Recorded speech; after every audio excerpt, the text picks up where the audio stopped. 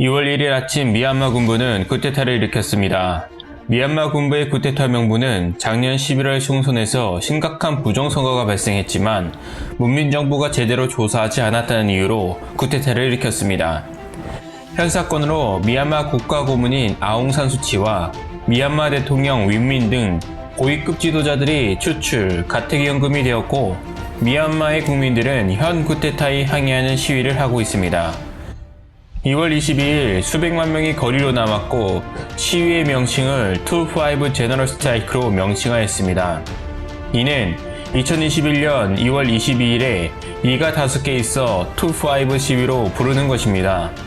이는 과거 1988년 8월 8일 미얀마 수도 양곤에서 과거 독재 내윈 장군의 하야와 민주화를 요구하는 가두 시위가 있었습니다.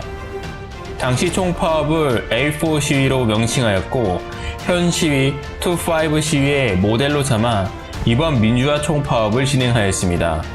민주화 총파업에 참여한 시민들이 SNS에 관련 게시글을 올릴 때 2-5 제너럴 스트라이크라는 해시태그를 붙였고 섬유, 의료인, 식당, 상점, 자영업자, 공무원, 은행 직원, 철도 근로자 등 각 계층이 참여하며 쿠데타 이후 가장 많은 시민들이 참가했습니다. 군정은 2월 21일 총파업 하루 전날 시위대에게 경고 메시지를 보냈습니다. 시위대가 2월 22일 폭동과 무정부 상태를 일으키도록 선동하고 있다.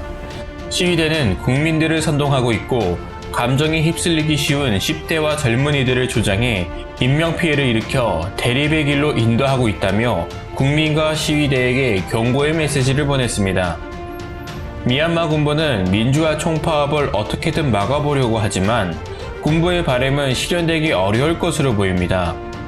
총파업에 맞춰 유엔과 유럽연합도 즉각적인 탄압 중단을 요구하며 미얀마에 대한 제재를 경고하였습니다. 2월 1일 유엔 안토니우스 구테우스 유엔 사무총장은 이번 사태가 미얀마의 민주적 개혁에 심각한 타격이 된다고 강조했고 지난 11월 아웅산 수치 여사가 이끄는 민주주의 민족동맹의 압승으로 끝난 총선의 결과는 미얀마 국민들의 군부에서 벗어나 민주개혁을 계속하겠다는 국민들의 분명한 의지를 보여준 것이다. 군부는 국민의 의지를 존중하고 민주적 평화적 대화를 통해 해소하라며 성명을 내었습니다.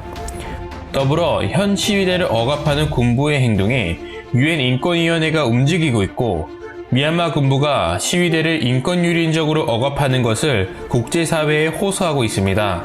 더불어 2월 10일 EU 유럽연합은 미얀마 군부 제재를 검토한다며 미얀마에서 발생한 쿠데타를 강력히 규탄했습니다.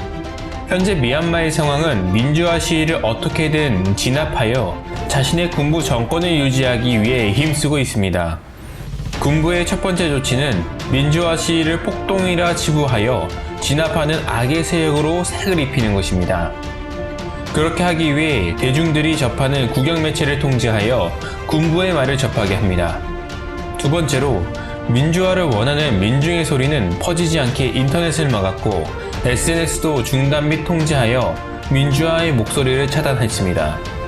세 번째로 악의 세력이라는 색을 입힌 민주화 운동에 참여하는 자들을 군부의 힘으로 무릎 꿇게 하는 것입니다. 이를 보여주는 것이 군부대의 장갑차를 새로 도색하여 폴리스라 적어둔 것입니다. 어느 나라도 장갑차를 경찰차라 부르지 않습니다. 더불어 진압대는 실탄을 시위대에게 쏘며 진압을 하고 있습니다. 쿠데타로 미얀마의 정권을 잡은 군부는 결국 막을 내릴 것이며 민중의 승리로 끝날 것입니다. 심플 정리. 미얀마 군부는 2월 1일 쿠데타를 일으켰다. 쿠데타의 명분은 작년 총선의 심각한 부정선거를 바로잡는다이다. 민중은 민주화를 원하며 민주화 시위를 하고 있다. 시위대를 진압하기 위해 군 장갑차 실탄 발사를 하고 있다. 미얀마에 세계의 이목이 집중되어 있다.